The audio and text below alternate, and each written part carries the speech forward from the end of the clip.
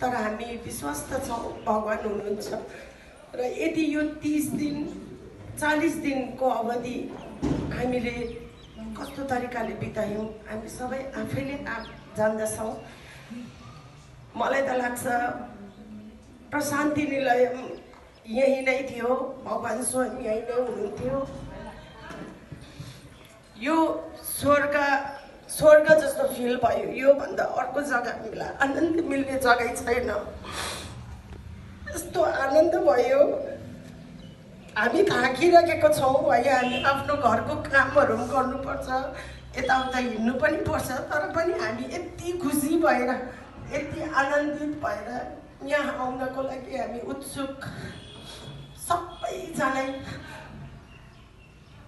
हामीले रथमा विराजमान स्वयं भगवानलाई नै देखेका थियौँ, भगवानकै अनुभूति गरेका थियौँ। त्यसै कारणले गर्दाखेरि हामीले एक दिन नबिराई हामी यहाँ आयौँ। आफ्नो आफ्नो तरिकाले हामीले सेवा पुर्यायौँ। र यति दिनहरूमा हजुरहरूले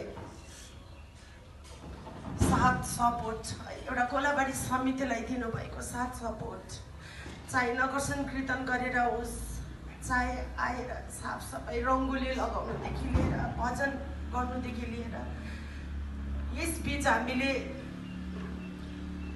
25 डिसेम्बर 31 डिसेम्बर नयाँ साल पनि हामीले यति साह्रो भव्य तरिकाले मनायौँ। भगवानलाई 56 भोग लगाएर एक एकजनाको सहयोग, एक एकजनाको सेवा यहाँ कोलाबारी समितिले याद राखेको छ। र हजुरहरूको सहयोगले नै यो 40 दिनको अवधि 40 मिनट जस्तो पनि नभइकन बित्यो।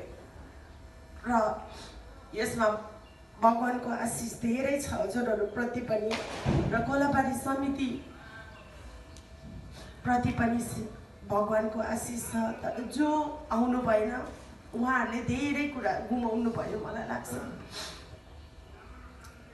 तर हामी आयौँ, हामी यो आनन्दलाई, यो जुन अनुभूति गऱ्यौँ यस 40 दिनमा, त्यो हामी जिन्दगीभर राखौँ।